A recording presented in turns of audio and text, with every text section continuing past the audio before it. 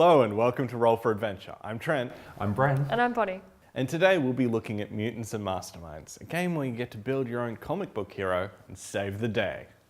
Specifically, we'll be looking at the latest edition, published in 2011.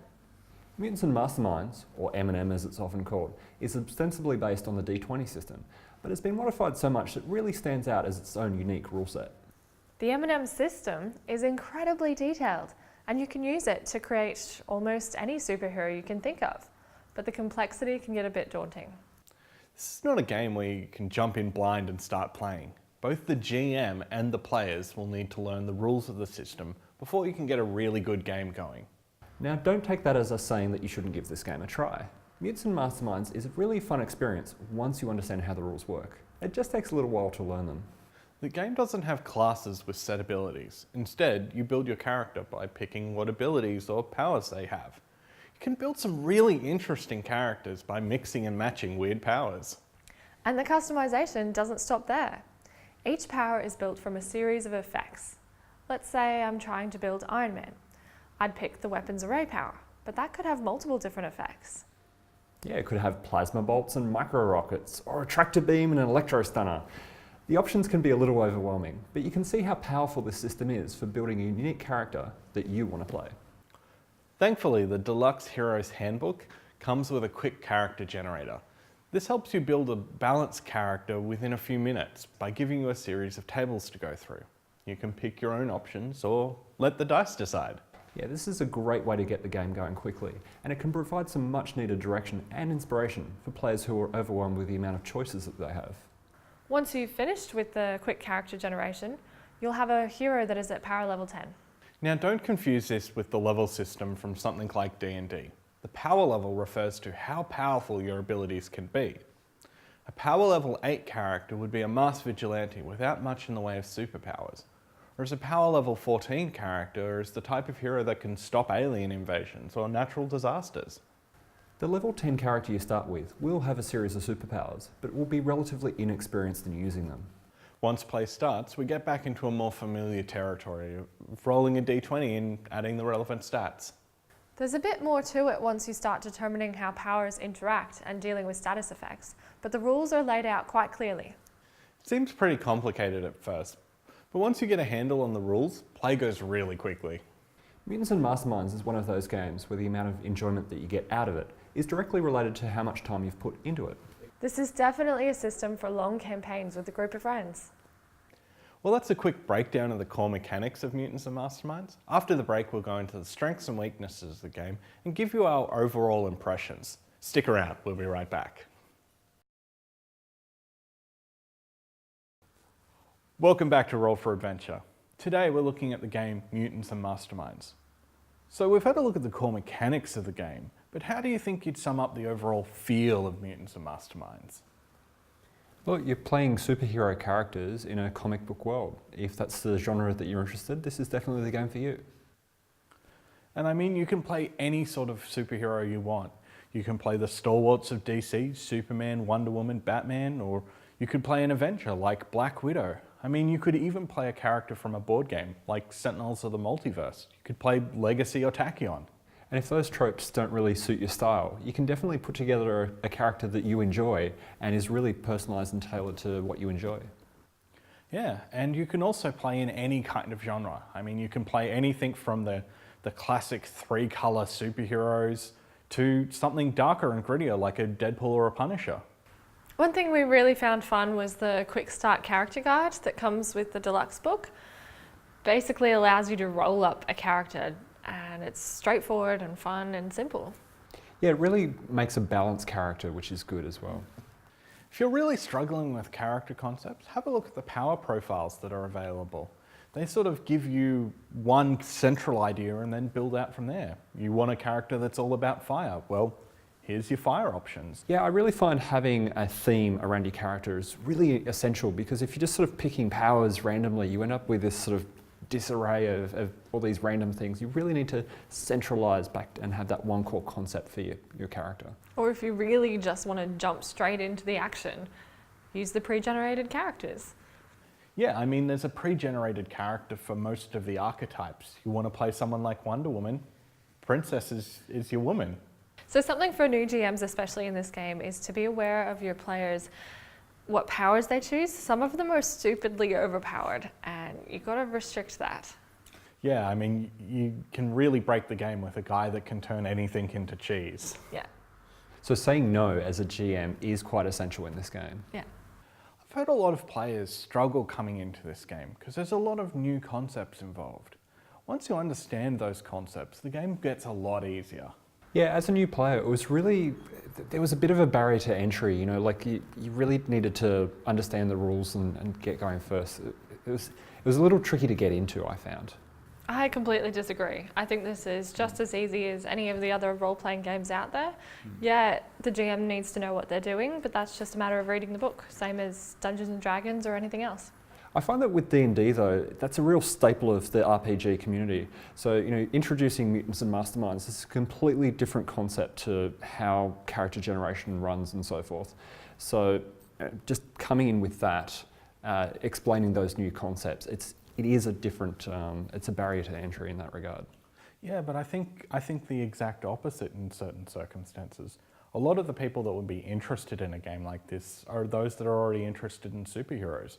And it's really just going about, well, Iron Man has these hand beams, how do I make the hand beams? So you're already drawing on experience of the players, it's just not role-playing experience that you're drawing on for a change. So Mutants and Masterminds to me is a really great game for campaigns. Like you can really once you've built a great character, get into play. This is a great one to play with your friends every week. Yeah, I mean, your characters don't really change over time. I mean, when you start to get more power points behind your character, you have a tendency to spend them on the abilities you've already got and just make them more powerful and more effective.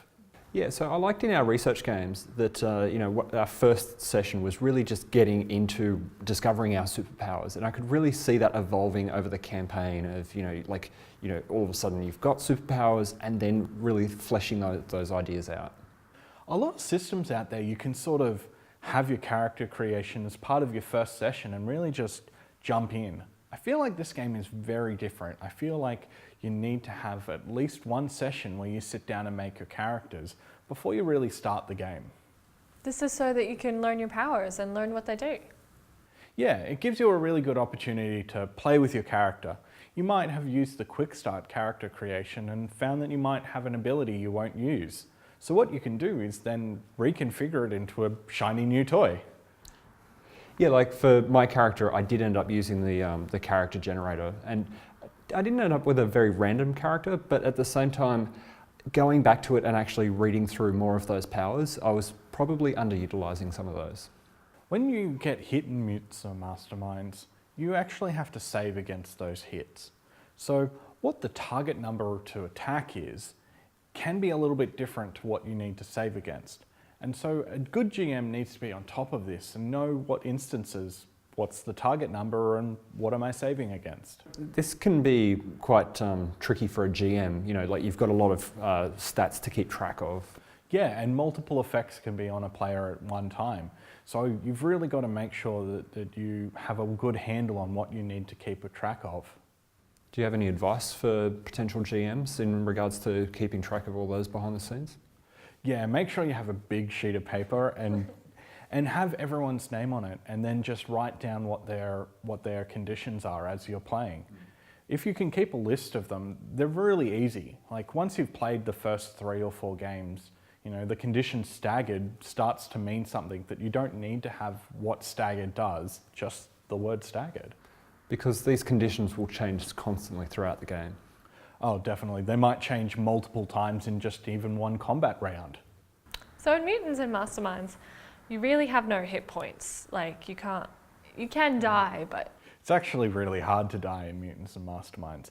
The villains actually have to buy special powers just to be able to kill you.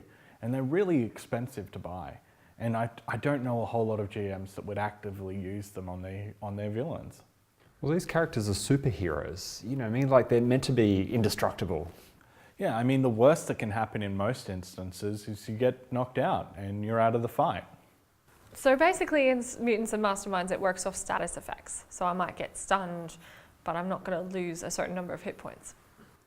Yeah, you get bruised, and bruised gives you a -1 penalty on your toughness saving throws. And if you fail a toughness saving throw by enough, then you're knocked out. And that's how the hit point system sort of works in Mutants and Masterminds.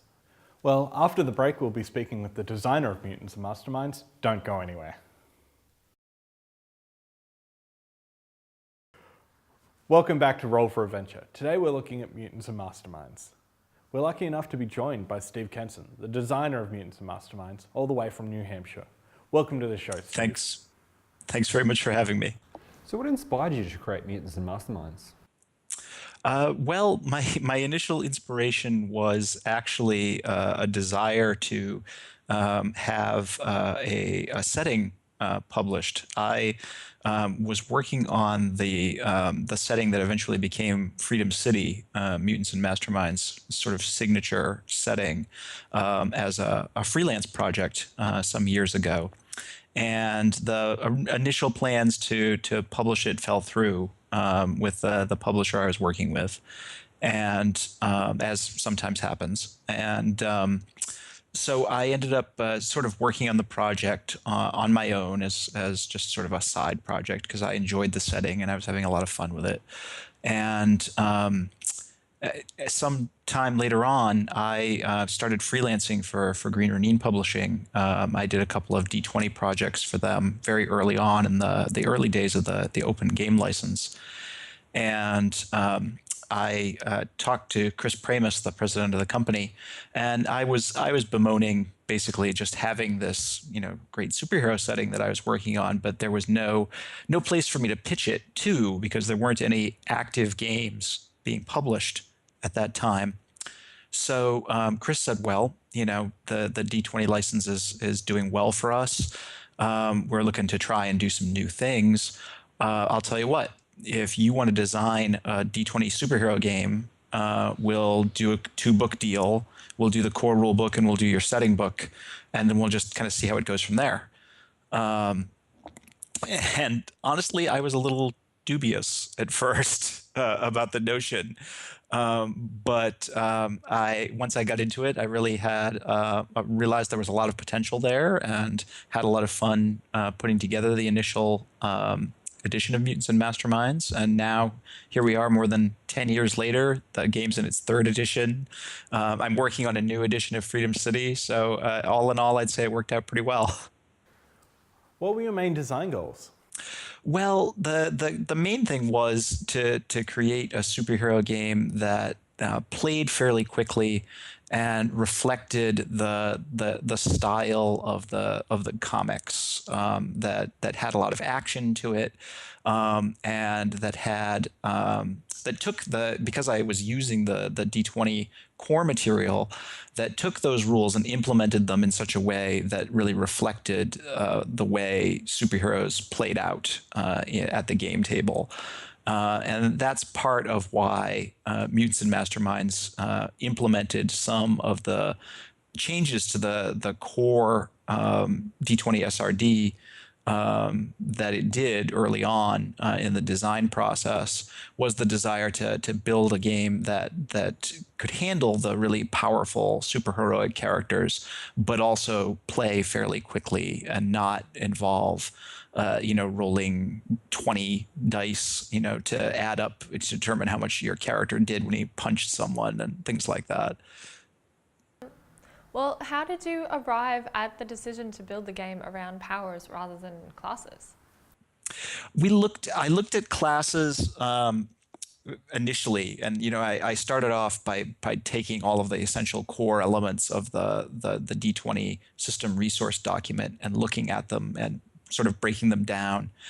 And I knew fairly early on that classes weren't a very likely approach for the game, just because superheroes, while there are some archetypes, superheroes don't break down into such easily divided archetypes as a lot of fantasy characters do, and there's such a degree of variability amongst them.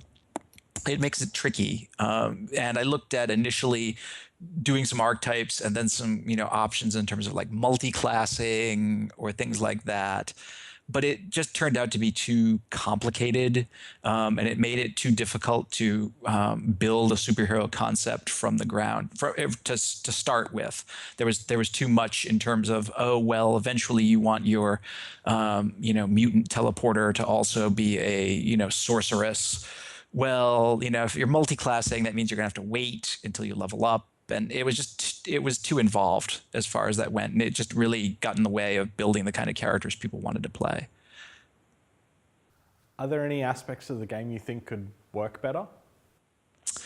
Well, I think that there are aspects of the game that could work better in some regards. For example, the character creation is very flexible and has a lot of options. But at the same time, that approach can be kind of paralyzing to some players because they just don't know where to start. And it's a lot to take in terms of building a character. And we've tried to address that shortcoming in other areas by doing things like providing a lot of pre-generated archetypes, so that players can just pick from a type of character they want to play and modify accordingly. And in the deluxe Heroes Handbook for the 3rd edition, we also have this really great random character generator that lets you actually roll up a starting power level 10 character from a whole series of sort of random packages that you plug in together. That sort of addresses that same issue in terms of how do I get a character together really quick.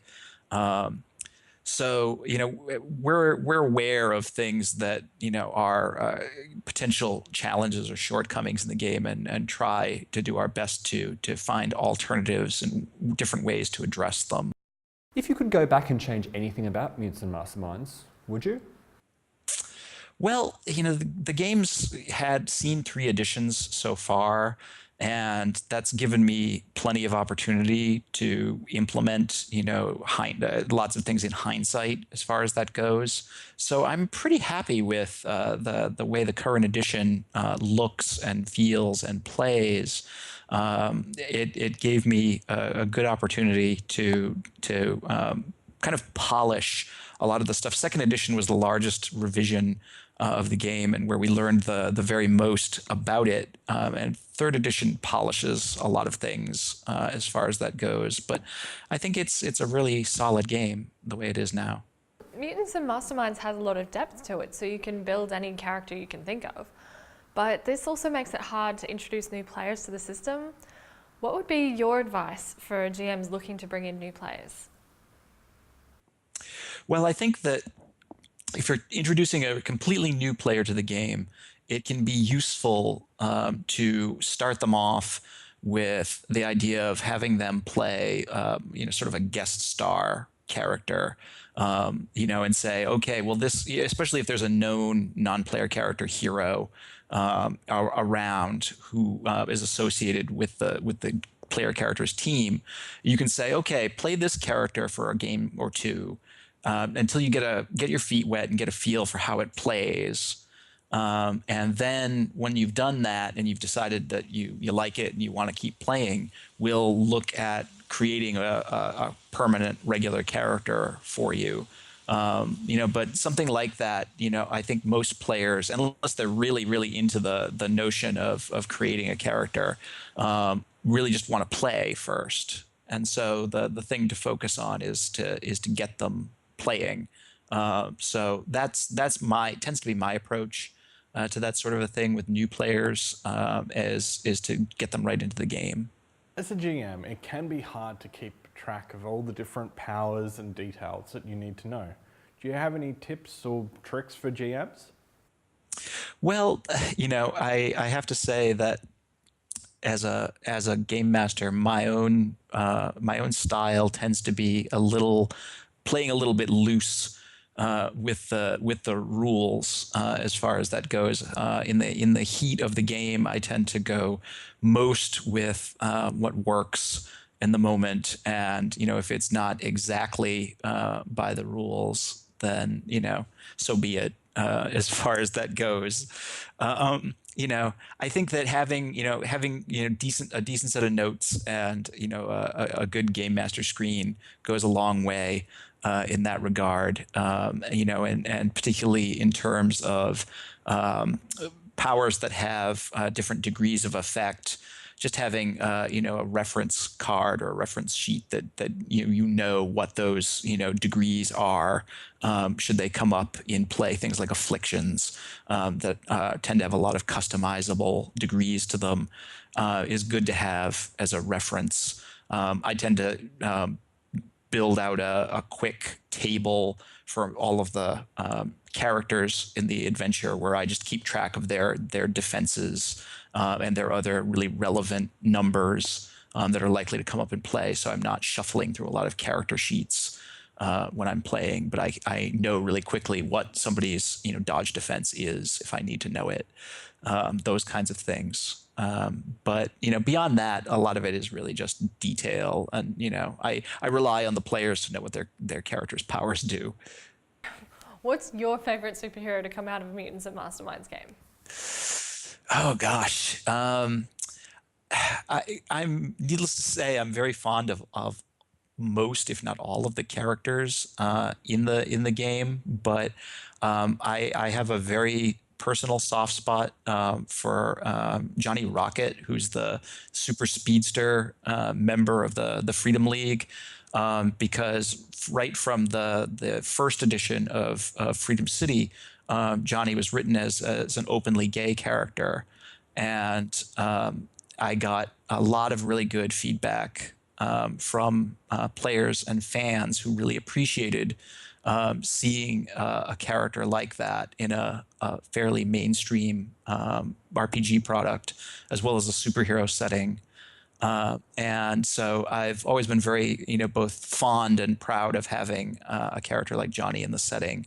And I like the fact that we've been able to sort of follow along with him as the setting has advanced.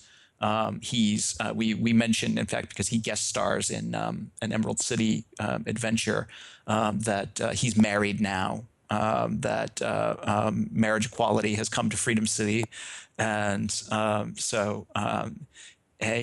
like that, really help bring the setting alive. And we're really seeing a lot of great diversity in that regard. All throughout our new products and things like Freedom, the Earth Prime Atlas, and the like. Thank you so much for joining us today, Steve. We really appreciate it. Oh, it's my pleasure. Thanks for having me.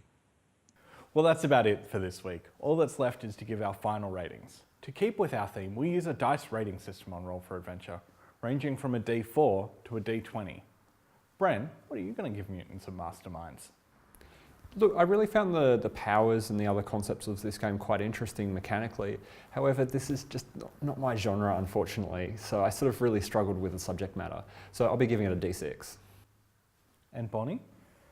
I love Mutants and Masterminds. It's a great superhero game, and it does it really well. I'll be giving it a D12. I love superheroes, and this is definitely the game for me. So I'm going to give it a D20. You can find out more about Mutants and Masterminds at our website, rollforadventure.com.au. While you're there, you can find the video of this week's show, as well as exclusive web clips and the full version of our interview with Steve. Next week, we'll be trying to stay alive while following the whims of a crazy computer as we take a look at paranoia. See you then.